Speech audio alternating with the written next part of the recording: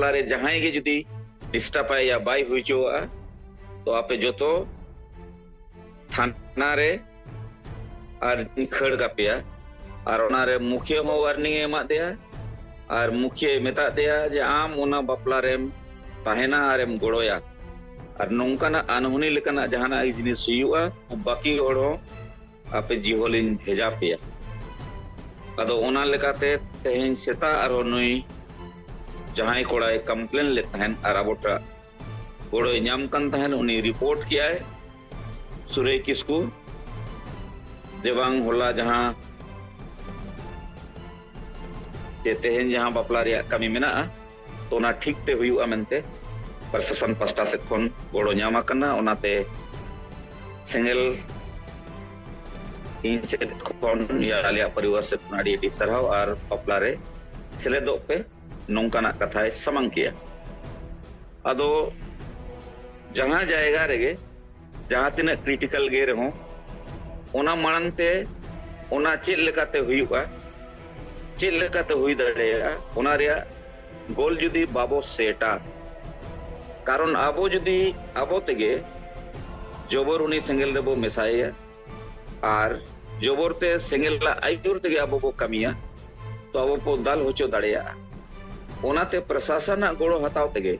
आजा कमी दो आजते कमी होचो हुआ तो उनका लेकाते उन्हें प्रशासन को गोड़वाया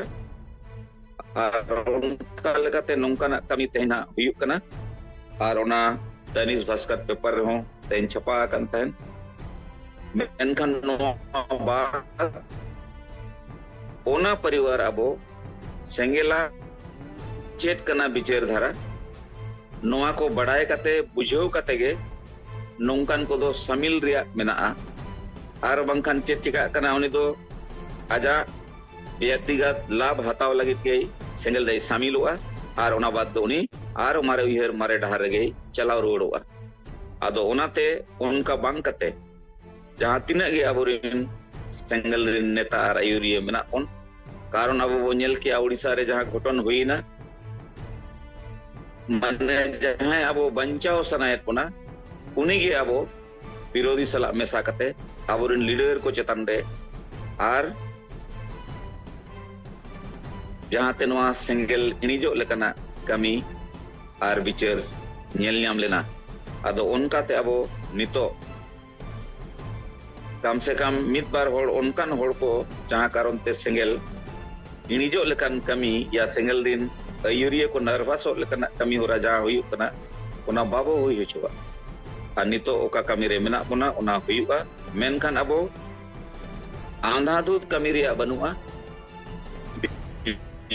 शेयर करते प्लानिंग करते नवा कमी लेखान ठीक अब गोल बो मराव दड़िया और जायजुक नितो उनको अब वो पाडू दड़िया को अनुकु मारे उयर मारे ढारिन माजी और परगना नितो नवा कोल्हान एरिया रे जहां तिना सिंगल से कोन कमी चला करना स्पीड बनु रहो अब कमी रिया जहां चला करना नवा दो माजी परगना महाल और नुकु मारे ढारिन माजी ठिन दो ठीक तारको कन गया कारण उनको अटकाव सनायत को मेनखान बाको अटकाव दड़ेया कारण अब संविधान कानून मानव अधिकार और जनतंत्र लेकाते अब जहां कमी और विचार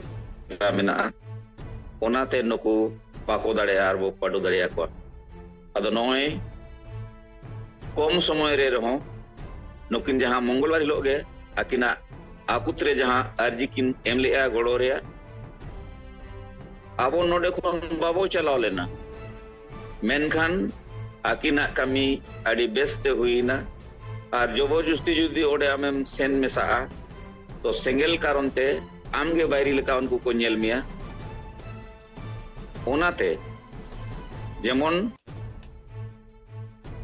जहां भुक्तभोगी कनाय उनी तो बाय समंग कना मेनखान सेंगल गे जिमा हताव कते मिटंग उनकाना कमी हुयुक कान कारण ते अब गोटा बो नेलो कना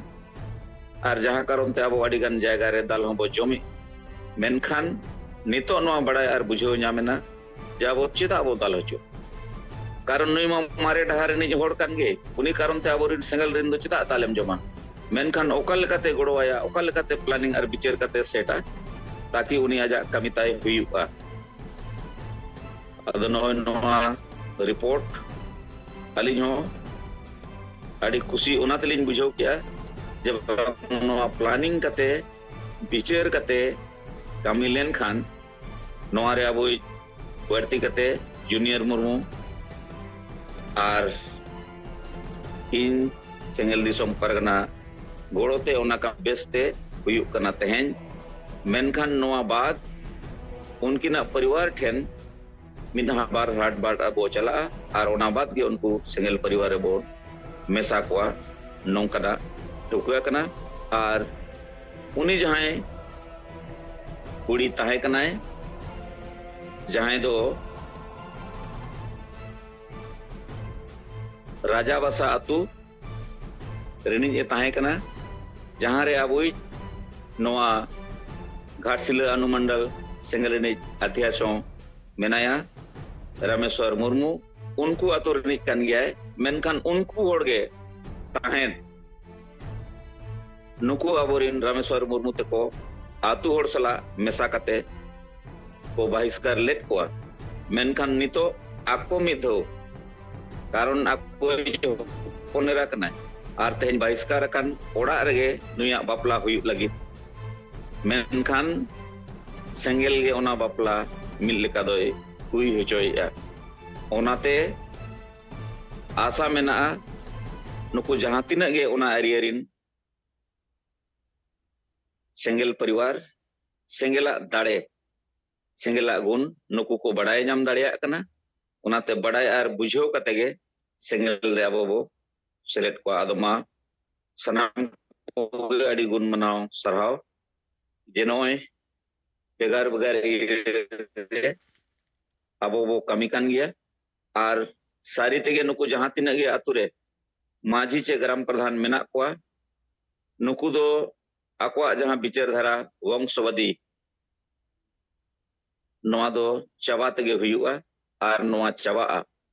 कारण जहां तिना गे अबो जहां एरिया रे बो कमी अकात नोआ को इदी कते नोआ रिया रिपोर्ट ओका अतुरिन ओकोय माझी को और ओकोय को बहिष्कार अकात कोआ नोआ रिया रिपोर्ट अबो बो संग्रह और प्रशासन बो बड़ाय जो का खबर का बो छपाए खान नोआ ते उनको एक्सपोज हुआ और उनाते सिंगल दाड़े नाम दाड़िया अदो मा सनम को अड़ी गुण मनाव सराव और जोहार चाल कते इना कथा नोडे गिन मुचे दिया जोहार।